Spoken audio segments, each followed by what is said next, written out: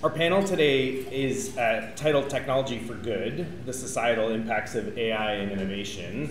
And that while technology has often been utilized as a mechanism for inclusion, its early testing, its early development, and often its earliest excluded groups are those for whom inclusion, social power, and economic power are usually not amongst their defining features. And so I think as we find ourselves in the midst of yet another technological revolution, I think the goal of this morning's panel and conversation was really to unpack that a little bit and to talk a little bit about the ways in which we imagine that these new frontier and emerging technological capacities could be brought to bear for greater levels of inclusion, for greater levels of representation, but also the ways in which there are significant risks and challenges around that, including the degree to which even engaging may actually be a very challenging, either from a capacity perspective or even from an acknowledging perspective, in terms of the fact that by engaging one might suggest that there's some sort of tacit acknowledgement of the technology and therefore a loss of control or a loss of consent. And so heavy issues, a bit of a good start to the morning. But I'm joined by exceptional panelists who have the capacity to be able to make sure we're going to have a really engaging conversation. We've decided to forego bios, and in fact my opening question is going to ask people to tell us a little bit about themselves and how they come into this, which saves them what I hate at conferences, which is having someone read a long thing about you while you have to listen. So we're joined this morning by Sari Graben, the Associate Dean of Research and Graduate Studies and Associate Professor at the Lincoln Alexander School of Law at Toronto Metropolitan University, by Schaan, Hillier, the Associate Director of Connected Minds and the Associate Professor and Research Chair in Indigenous Health Policy and One Health in the Faculty of Health at York University. We're joined also by Kate Kalcevich, Head of Accessibility Innovation at Fable, and by my friend and colleague, Elissa Strome, the Executive Director of the Pan-Canadian AI Strategy at the Canadian Institute for Advanced Research, or CIFAR, as we all know it. And so this is meant to be conversational, and my first question is really just to ask our panelists, and maybe we'll go this way. Can you tell us about yourself and how your work engages with the topic of the societal impacts of artificial intelligence and innovation? Is this on? Thank you, Mark. So it's lovely to be here. Good morning, everybody. First speaker. I am a returnee to this amazing conference and event. I come to this as an absolute newbie to the technology of AI, as many, many do. And I do so with pride because I have argued in the creation of our law school at TMU that law and technology is something that everyone needs to engage with. It's not some passing fancy. It is. We have an internal debate as to whether or not it's in laws, whether or not it is the law of the horse. Can you just apply any other area of law to technology, to AI, and be able to apply it, or do you need to have some special law, special knowledge in order to be able to engage with this? And I personally engaged differently. I said, no, you really actually have to know what are the issues at play. You have to have a very deep understanding of your own areas of law to be able to think through the difficulties of applying various technologies, AI being a fundamental one. So if you want it short and sweet, Good morning, everyone. I'm absolutely delighted to be here. I was part of the very first Racing for Impact conference way back in 2018, and I had actually just started in my role that I'm still in today, which is Executive Director of the Pan-Canadian AI Strategy at CIFAR, which really means actually that I have the best job in the country because I get to work with the leaders, the researchers, the trainees, the partners at our 3 national AI institutes. So these are the Vector Institute here in Toronto, Mila in Montreal, and Amy in Edmonton. And those 3 centers of excellence have been established through the Pan-Canadian AI Strategy, and really over the last actually 7 years now. Ah. No? Well, I can project, or I can borrow Mark's mic. There we go. Mark's mic. There we go. Thank you. Really, over the last 7 years, I mean, Canada's been a leader in artificial intelligence actually for decades, and a lot of that credit goes back to my organization, CIFAR, which in 1983 established its first research program, which was called Artificial Intelligence, Robotics, and Society. And so this is a field that CIFAR has been building collaborations, building expertise and capacity, and advancing both the technological and our understanding of the societal implications of for many, many years. And so that's why in 2017 we were asked to help develop and then lead the Pan-Canadian AI strategy. So it's been an exciting roller coaster for me over the last 6 years that I've been in this role, and the job changes every day, but I really enjoy being part of these conversations that look at this intersection of technology and who we are as a society and where we want to go. All right. Good morning, everyone. I'm thrilled to be here. I have a very interesting background, I think, that contributes to this conversation. So I'm very technical. I started my career as a developer. I also identify as disabled, and I wear hearing aids in both of my ears. So when it comes to societal impacts of technology, I'm directly impacted. And I worked in government for 2 decades. So I've got a lot of experience in the public good and public service. And in fact, I'm currently on the Canadian AI Standards Committee as well, where we will be defining guidelines and practices for more equitable and accessible AI. And now I'm at a company called Fable, where we are directly at the intersection of technology, including AI, and disability. And so our work helps large organizations to make more inclusive technology solutions. And that's important not when we're just talking about the older technology, but also the newer technology and AI and how that impacts people's lives. So I'm thrilled to be here, as I said, and that's the lens that I bring to this conversation. So good morning, everyone. Schaan Hillier. I'm a Mi'kmaq scholar, born and raised in a fairly remote community on the southwest coast of Newfoundland, and am not a tech person. So I come to this also with a different perspective, coming out of policy work and access to care, specifically around infectious disease. And what's led me down the road of being able to speak to you today has really been in the realm of ethics. And so sitting on numerous research ethics boards and developing the first fully autonomous Indigenous research ethics board at a post-secondary institution in Canada at York University, which just launched, really brought forward a lot of the issues that we'll be talking about today.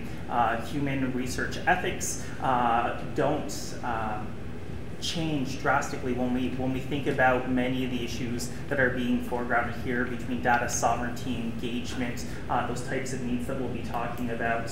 And we're grappling with this also on the interagency panel on research ethics, revisions to Chapter 9 for human participant research.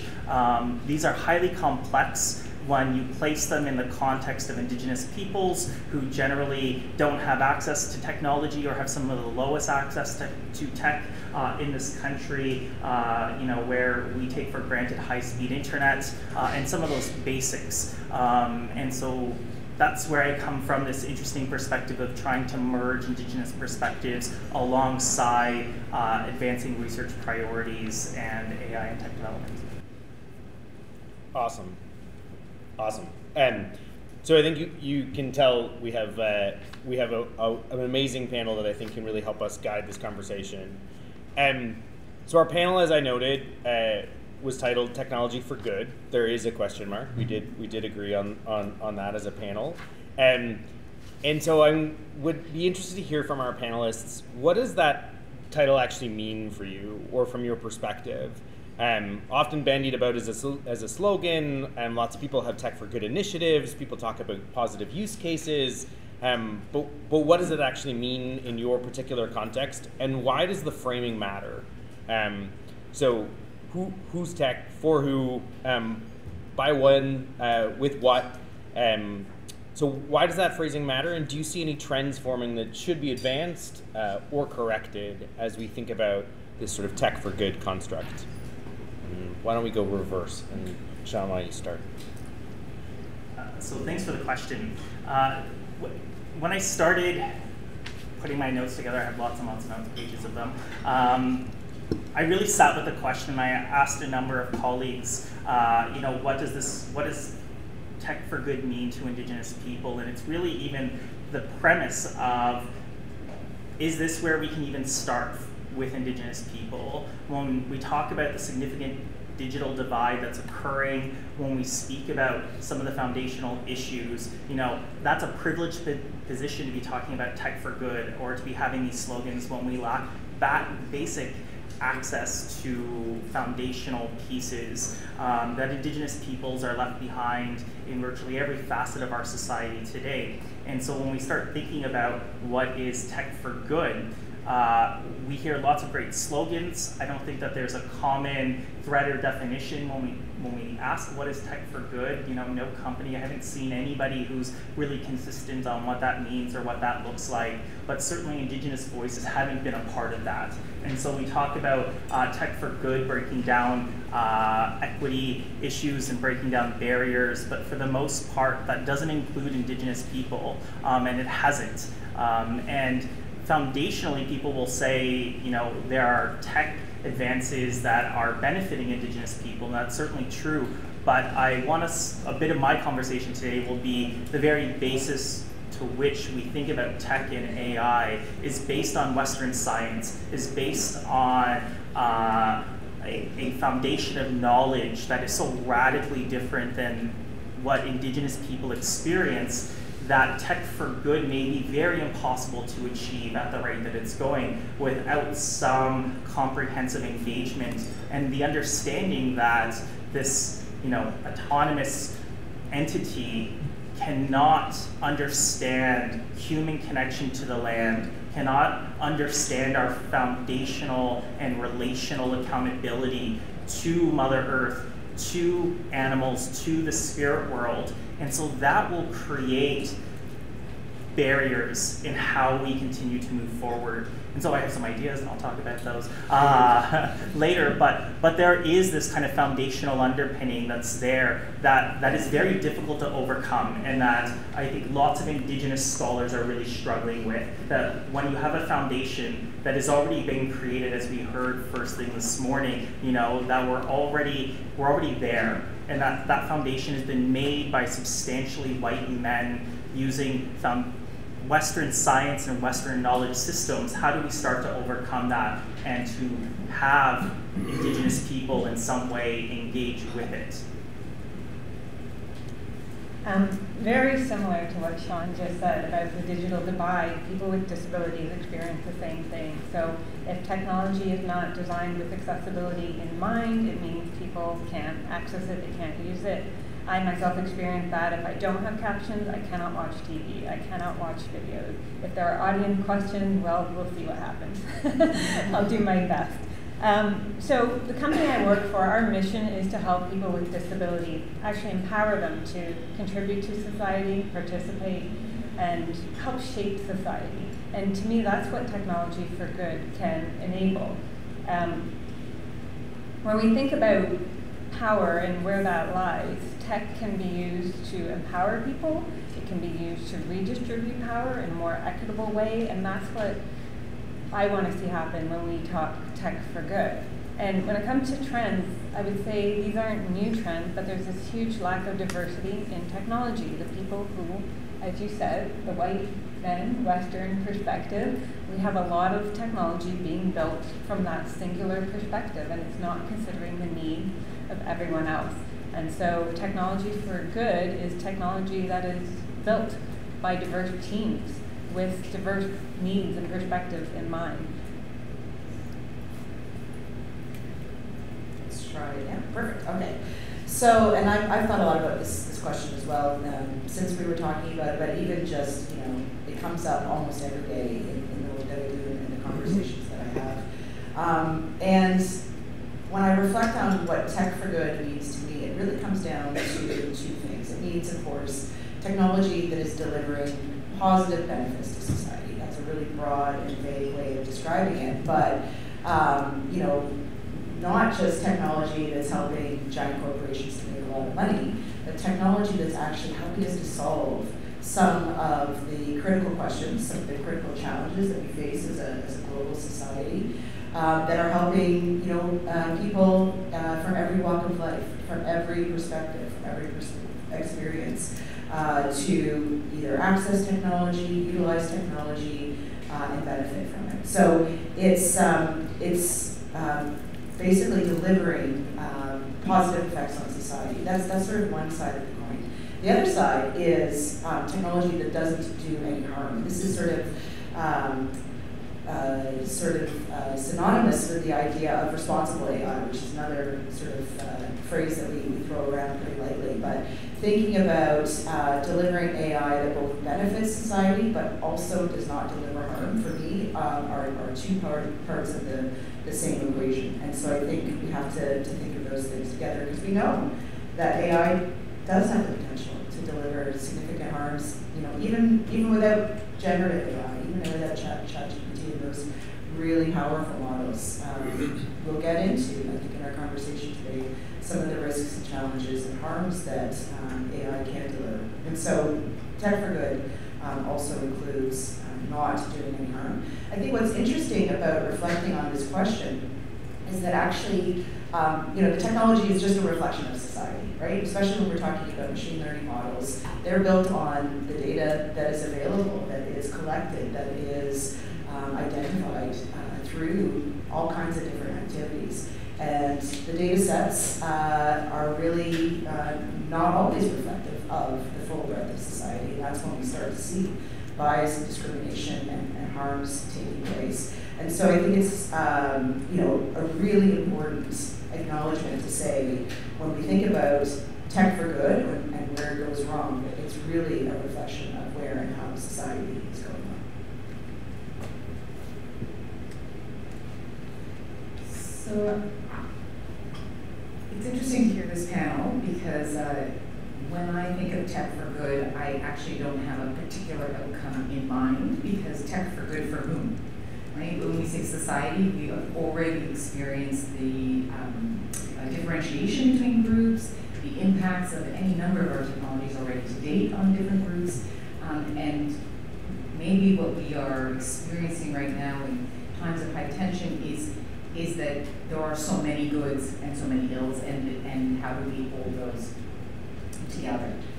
So when I think of tech for good, I have to fall back on my discipline and say, well, how do we talk about that? We have to have the same amount of knowledge about what is happening. And so that comes to the foundation of tech for good, is tech that has administrative and systemic processes in place for transparency, accountability, all the words that we talk about all the time in law that now permeates the AI and technology fields.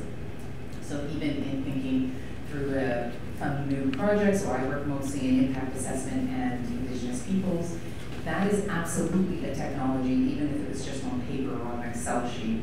I tell the story that I have an RA, and she went to go research what AI background, how has AI been used in impact assessment or environmental assessment for all these years.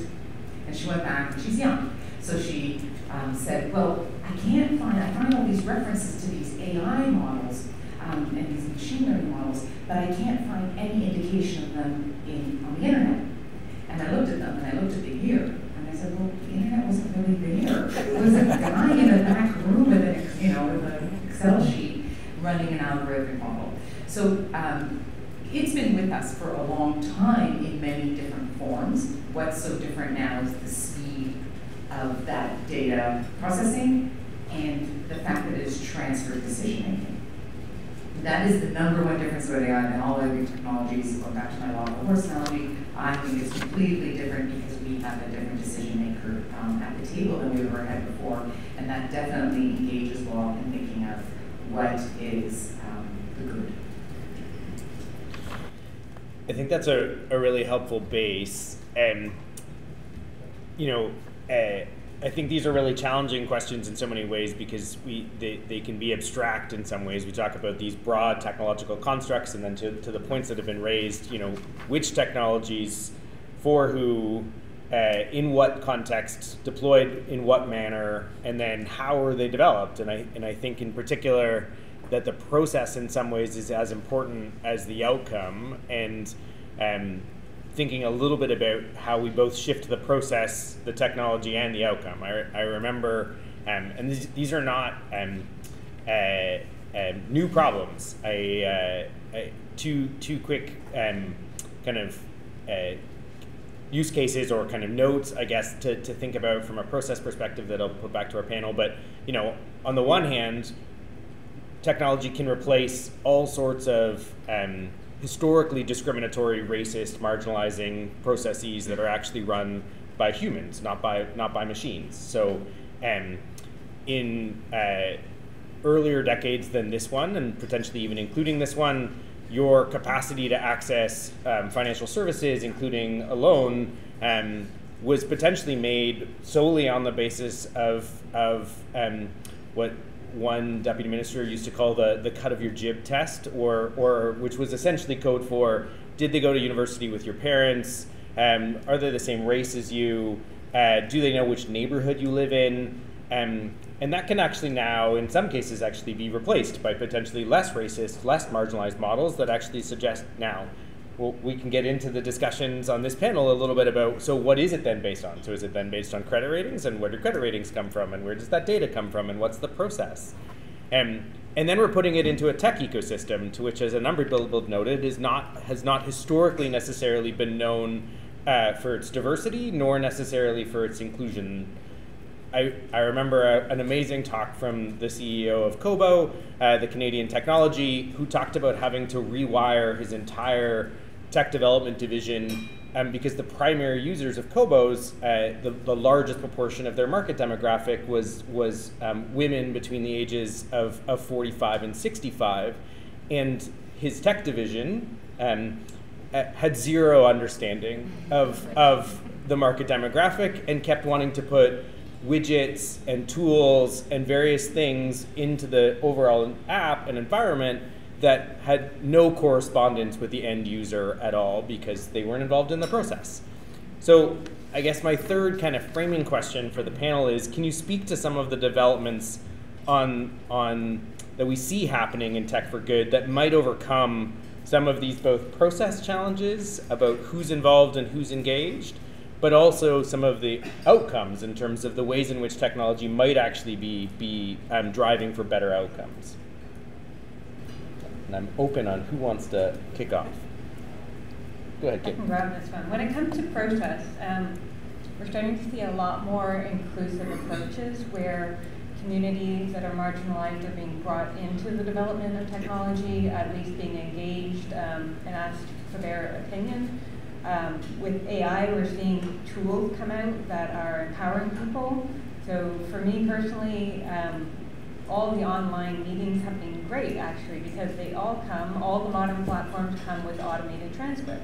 So I can now understand things where in pre-pandemic times, I would sit in a boardroom and all the people at the other end of the table, I just had no idea what was going on. I really struggled with that. So technology improvement definitely helping there. We are seeing people who are blind being able to use their phone to recognize, a can and know, is this a can of tomato sauce or is this a can of Chef Boyardee?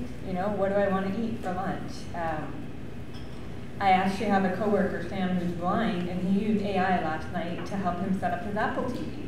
So he was able to independently plug in his TV, connect all the cables, and get it up and running, which is something you couldn't do without technologies.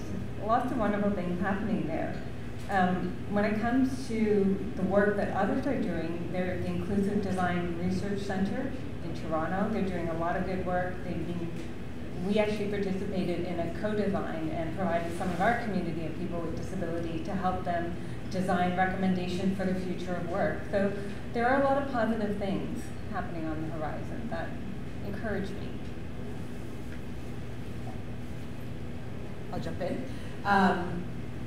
So the questions around equity, diversity, and inclusion in Canada's AI ecosystem is something that we recognized as a challenge in an area where there were tremendous gaps right from the very beginning. And really speaking to that observation that the people who were responsible for learning about, advancing the science, advancing the technology, developing and deploying it, we're primarily a pretty homogeneous group of individuals. And Canada wasn't alone in having a lack of diversity in our AI ecosystem. It was really a global phenomenon. But we knew that as a country that prides ourselves on diversity and inclusion, that we could do a lot better, and that we had to do a lot better. That we needed to be a leader. As we are a leader in advancing the technology, we also need to be a leader in equity, diversity, and inclusion in AI. And so we have built those principles of EDI into the Pan-Canadian AI strategy from the very beginning. They are cross-cutting across everything that we do. All of the AI institutes have a commitment to EDI, as well as principles, programming, initiatives, etc. And the same thing at CIFAR. It's something that we have really put a lot of effort, time, and energy into thinking about how do we increase the diversity and inclusion across our AI ecosystem. And we've done it through lots of different ways. So we have a whole suite of programs that are really kind of tech for good training programs. Actually, that's how they started off. We call them our next-gen AI training programs. And they're focused, CIFAR provides funding to that suite of partner programs across the country based on how effective and committed they are to advancing EDI. So they're not going to get any funding from us unless they really demonstrate their commitment to EDI. So we really focused a lot on programs that provided access at the beginning to women and people of diverse gender identities. That's been really effective. We now see there's been a significant increase in the number of women in Canada's AI ecosystem. But other underrepresented groups as well too. So we have programs at CIFAR to provide additional scholarships for Black and Indigenous students, and in fact have been working with Indigenous communities now for several years to try to understand the barriers to Indigenous students in participating in STEM, not just in AI, but I think we have to go back to the earliest levels of education and think about that, and to raising awareness around Indigenous perspectives in AI. We have a new course coming out, Schaan, I can't wait to tell you about it, which is called Indigenous Perspectives in AI, and in fact it's a requirement, again, for any one of our training programs across the country. The students every summer must take our course on Indigenous Perspectives in AI. We have a version for high school students, for undergrads, and for graduate students, and we're getting ready to launch it publicly in both official languages. We piloted it last summer, and it will be available for everyone. So really thinking about, how do we engage, include, provide opportunities and lower barriers in particular for people from underrepresented groups to be part of Canada's AI ecosystem, at every level, from every sector, and from every group.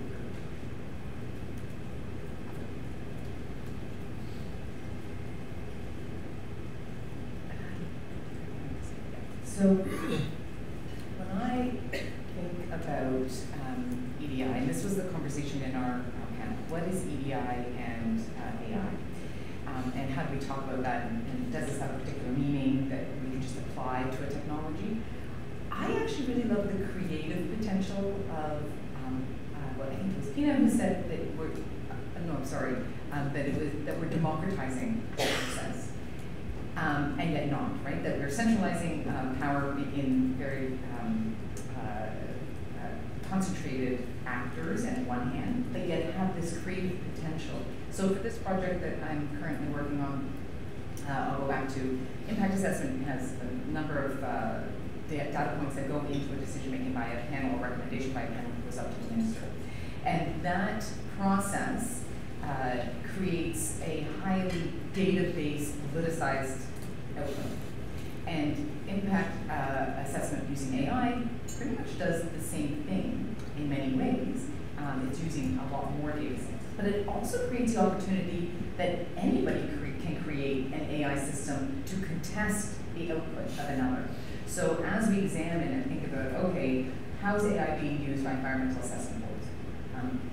As far as I can tell, they are actually actively using them, but companies, the proponents who bring the information to the boards use them, because everybody's using it now, in small ways and large ways. But when we say, okay, we're going to talk about what that data output looks like that's going to lead to this decision, how many AI systems will be generating different recommendations? What do we do with those competing recommendations and competing systems? And so there's there are different ways of talking about ADI. One is how do we design, and the other one is who gets to design, and how do we privilege or allow for discussion between those decision makers or those organization boxes. And so that is what I think is the most interesting future-looking questions around EDI. Yes, we're already recognizing that it's quite homogeneous in its formation today, and maybe we won't ever be able to escape this current structure we've already got in many ways, just like we have those discussions in law, that law is quite structured, and that there's only so much you can, and Schaan, I'm sure, engages with this, there's only so much you can unpack an entire system without completely changing systems. And even then, how do they speak to each other? So I think we're going to have the same discussions around AI and its technology, its formation.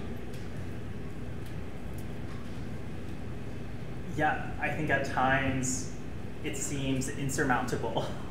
I chat with colleagues and you know, what is the answer? And you know, I'd probably be getting paid a lot more if I had the answers. And I think it's complex when we think about big tech versus local needs. And so how do we really capture, because I'm going to provide some examples of what I see as really promising work taking place in this area, but at a very hyper-local area, which in some ways is what's being asked for and demanded by the UN Declaration of the Rights of Indigenous Peoples, when we talk about data sovereignty, when we talk about community sovereignty, and self-determination. So how do you move at that scale? How do you engage in that scalable aspect to much larger data sets? And we see lots of issues taking place with the mass onboarding of Indigenous data and what that means, and the fact that lots of folks don't consider, we take EDI approaches, but then we don't really think through the actual implications of what does it mean to be pulling in huge data sets that may passively include Indigenous data, and then making assumptions based off of that, and how a system can make those assumptions rooted in data that historically has discriminated against Indigenous people, that is based off of harm and trauma and varying tropes that have been so deeply embedded within our society and our knowledge system.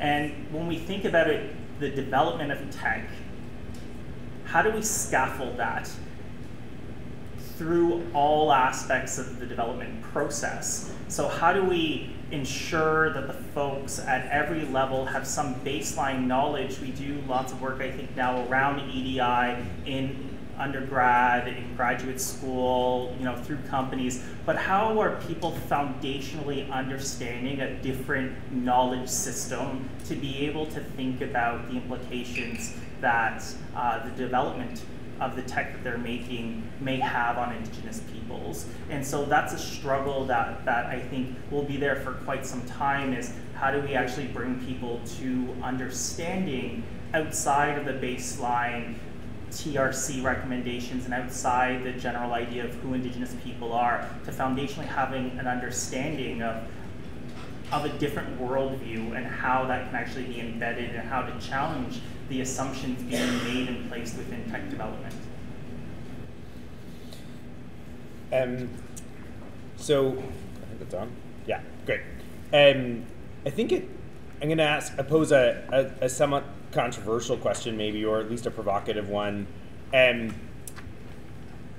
In technology, over time, I think there's been some communities and some underrepresented groups in particular who've made a determination that the technology has no capacity to ever be sufficiently inclusive nor sufficiently positive for their particular constituency, that they choose to essentially exempt themselves from it. Whether or not that's actually fundamentally possible, I guess, is an interesting question for folks.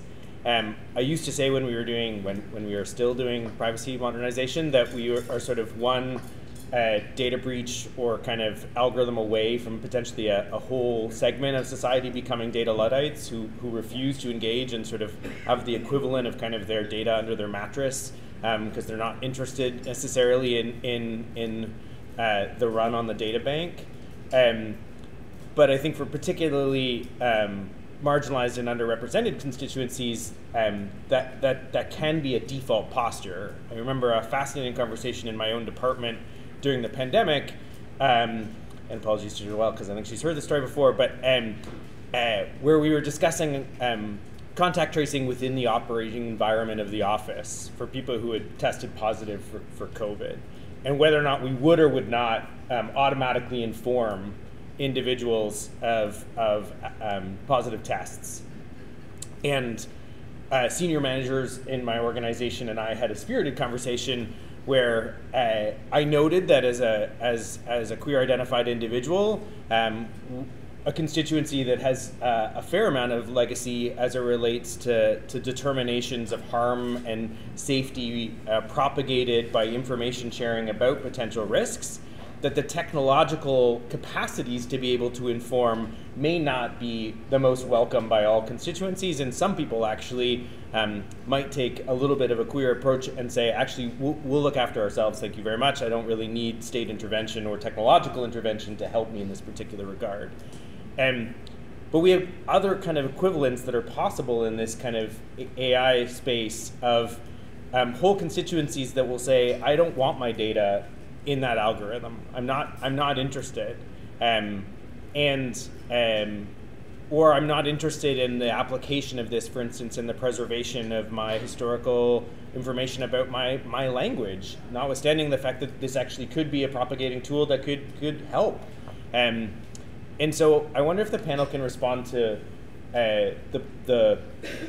how we might deal with this construct that we might have people who fundamentally object to the inclusion, and that we might either end up with gated communities of exclusive access to the technology for groupings of people, and that's arguably in some ways already occurred, and then potentially a completely excluded folks, but self-selected in some ways because they don't believe the technology is capable of ever providing a positive outcome. And what do we do about that? And is there hope or fear, and what do people think about that? The joys of being a moderator for once. See what I can do with this one. So it's a absolutely sort of patriarchal approach to say, everybody should be using this technology because it's good for us, right? Like, so we can't approach society that way, and we've seen the harms of that kind of approach in the past in all kinds of different ways, in colonization, in lack of gender equity, et cetera, et cetera. So we can't take a this is good for you, so you should use it kind of approach. And we have to respect that people have choices. Now, I see there are risks, though, when people and groups make decisions to avoid the technology, to remove themselves, to consciously not participate. And the risks are potentially to the groups, but I think more importantly to us as society as a whole. So to the groups, for instance, first of all, if we think about some of the good applications of AI, tech for good, might that have back on again.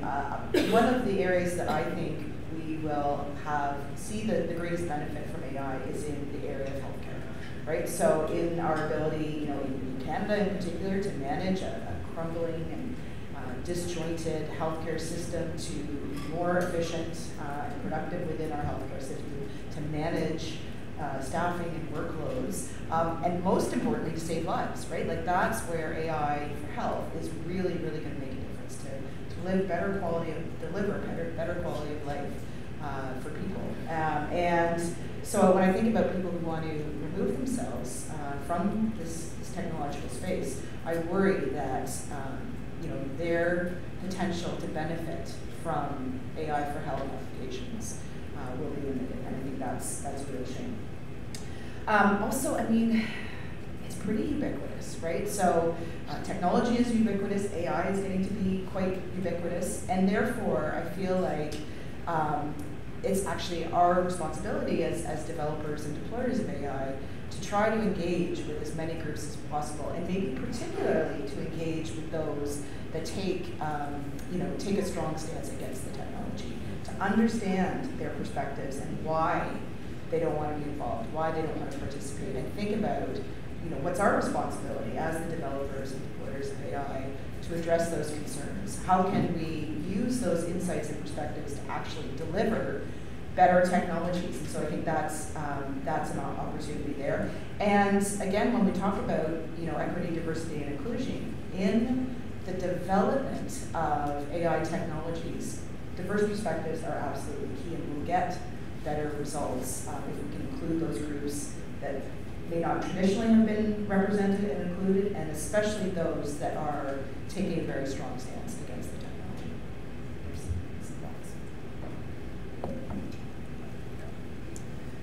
So very interesting question. And so I think that this comes back fundamentally to an access question. So I've been brought in, I've been chatting with the community around a project that somebody asked me to help consult on, and I think there were a lot of concerns from the community in relation to data protection, sovereignty, engaging in a machine learning based project that the community had been involved in creating.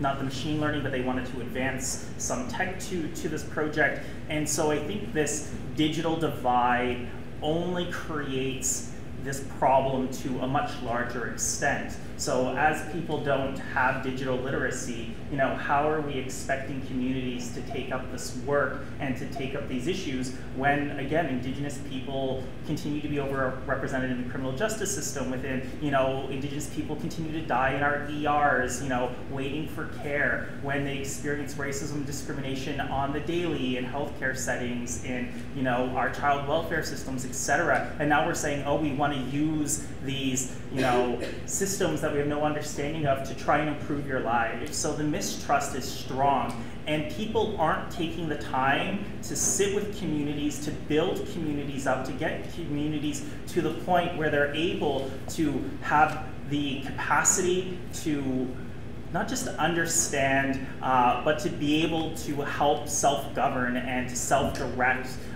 in those areas. But at the same time, to the point of scaffolding earlier, I think that there is a frustration from communities who are being engaged that they're not being listened to. So that they get approached and they get told all these good things, but then they start talking about, oh, well, we want to think about X, Y, and Z, and then there being a backup of, well, we can't really do that, or that's not really possible, or we don't really understand how we can think about the land in connection to the question, or how a different way of thinking can be placed into this, because we're not training our folks to do that. And so that creates a foundational barrier to where communities will now say, I just don't want to be involved, and I will forever not want to be involved, right? And so it takes a lot of work, whether it's Indigenous people, folks with disabilities, highly marginalized, low socioeconomic status communities in urban centers. We hear this over and over again, that these barriers and a lack of actual true engagement is truly the barrier here.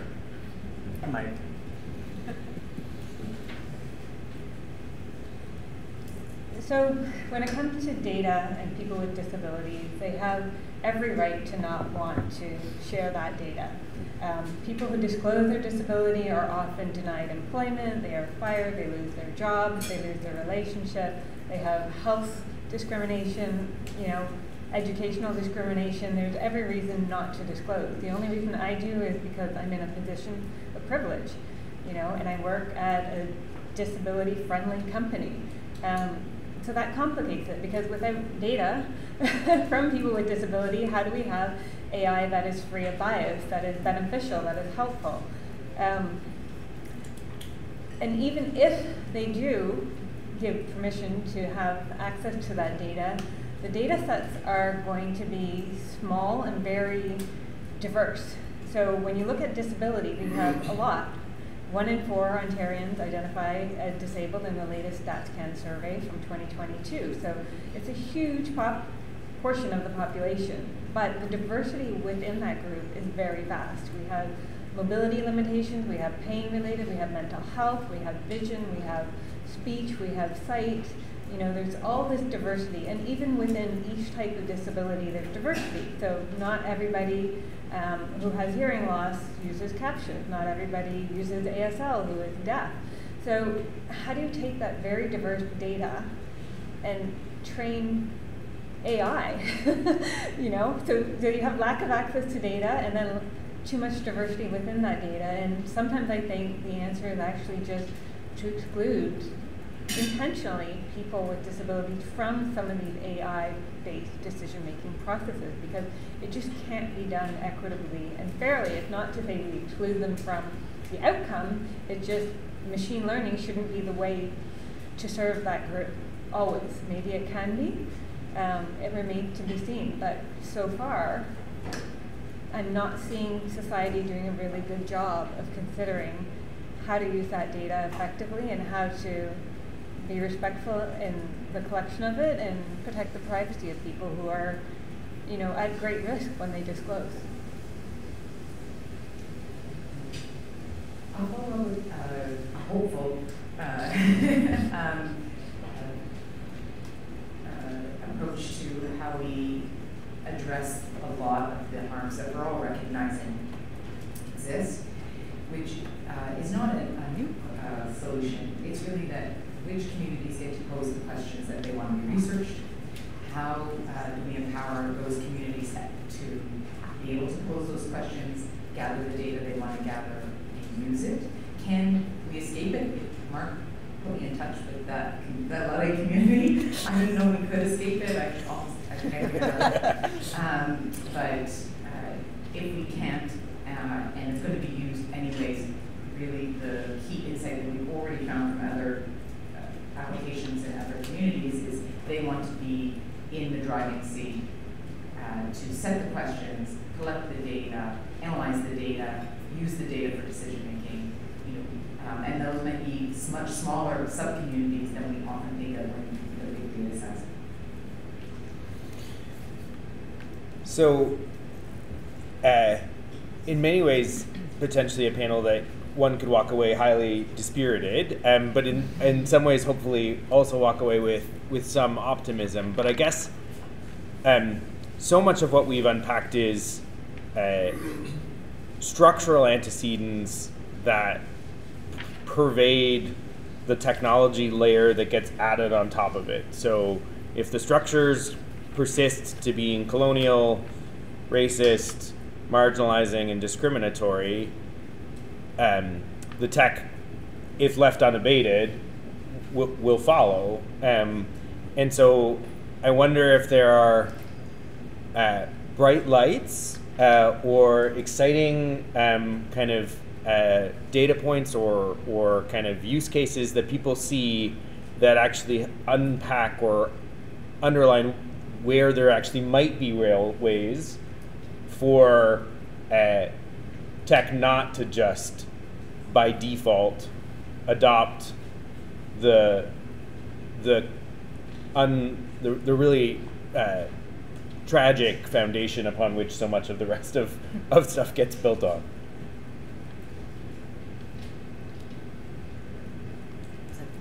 That was a question. Bright lights. Anything that's keeping you excited, I guess, about this space? And everybody else is going to go, I'll answer that. So I think if we want to talk about the positives, there's this huge opportunity for innovation. People who have the most difficulty using technology are also the ones who can bring about the most creative and innovative solutions. So if we can start breaking down some of these systemic barriers, we actually make things better for everyone. It's not just about making things better for people with disabilities, but it's about how those solutions benefit all of us. So when we think about like speech recognition technology, Alexa, Siri, all the things we use in our smart home, those were developed as accessibility support for people with disabilities. So there's this huge opportunity if we can just fix some of these structural systemic issues. And I think we're getting better, and I think AI is going to help us do it as well. You know, access to textbooks. Previously, if you were blind, you'd be waiting at least 6 weeks. So your course would start, you'd wait 6 weeks to get your textbook transcribed either into a digital format. So you're 6 weeks behind all of your classmates. And we have technology that can help us improve that now. So if we can fix some of those barriers, and I think we'll see the generation currently growing up or the next generation having better access to education.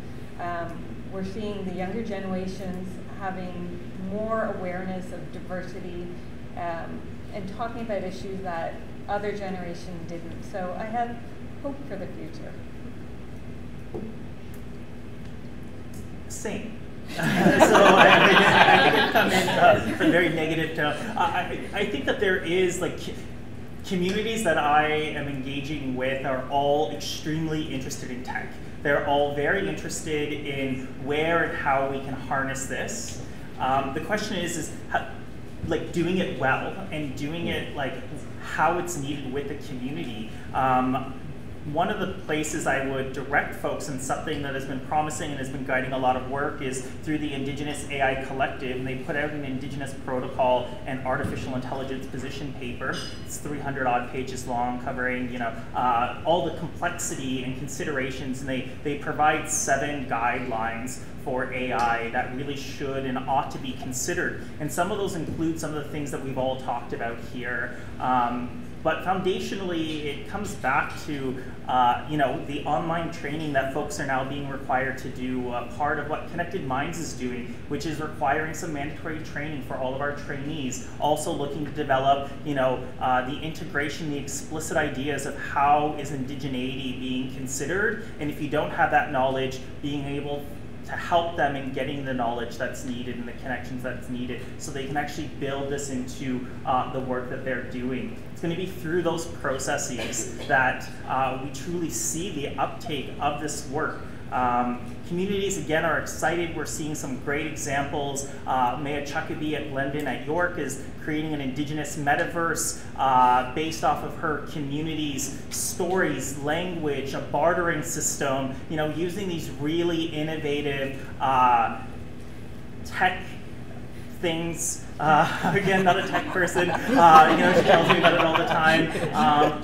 But is harnessing and listening to the community. Community has ownership. They have control. They're engaging. Their youth are interested. And this is slowly the pipeline that now you have an entire group of communities that are having their youth engaged in really impactful, equity-based tech that gives them a vision for what tech should look like for them, for their communities, for generations to come, that can be harnessed. And I think that's a really powerful place to be starting with our youth and showing our communities how this can be harnessed through really good partnerships with tech companies.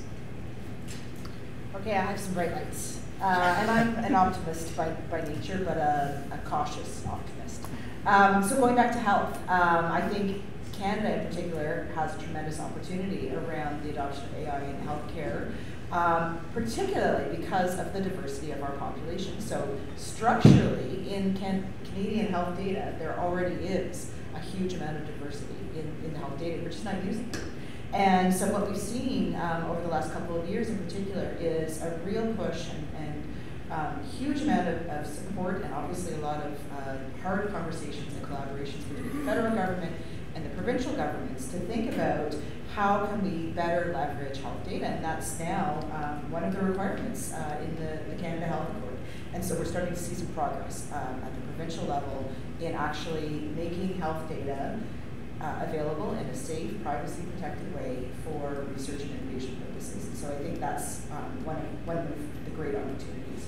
There are also some technological approaches that actually can help us in this front. And one of those is called synthetic data. So where there is really a small amount of data, where there is missing data, where there is a lack of diversity in the data, you can actually use machine learning to generate artificial data. And that data can then be used to help train the machine learning models. And so it's like a virtuous cycle there. And that's an approach that's been very much developed by Canadian researchers and Canadian companies that are thinking about using that in cases where people, individuals, groups are not well represented in data sets. And then the final bright light that I see is actually the next generation of researchers that are coming up. The people that we're working with in all of our training programs at the AI institutes, the graduate students that are coming through there, they are really, really thirsty for information and knowledge and understanding about how this technology is causing harm potentially to society, what's their role in ensuring that it's actually developed in a positive and beneficial way, and they're curious. So when we launched our program last year to train students on Indigenous perspectives in AI, we had 250 students go through this program, and they were just like thirsty for this knowledge and this opportunity for learning. And so we're seeing, in fact, now students demanding and asking for more insight, expertise, and training around the ethical considerations that go along with AI as well as societal ones. I'll finish up with the final statement about segue from that, which is that it is the students. So even in the creation of the new programs, in thinking around technology, thinking about law and technology, how do you train students who aren't necessarily versed in technology around this?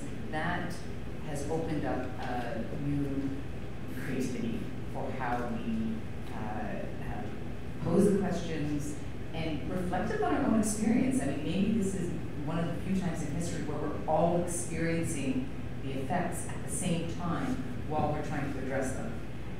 This is a pretty universal experience, and so and we're experiencing the beneficial effects as well as the negative ones.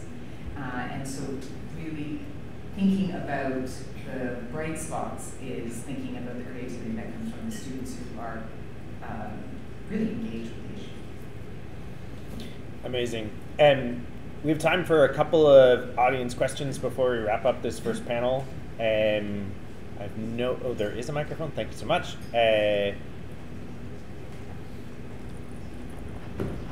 Excellent. Thank you for all your contributions and discussion about this. I have a question that's maybe a little different on societal impacts. That goes away from the equity topic, which I'm also really interested in. But I'm curious, in terms of democratizing this area of development, one area of concern I have is with the environmental impact of things like generative AI.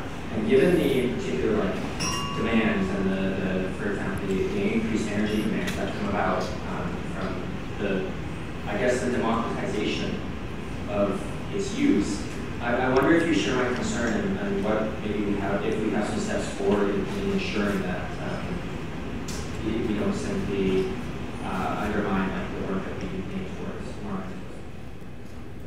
I'll gladly jump in on this one. This is something that I'm really, really concerned about as well.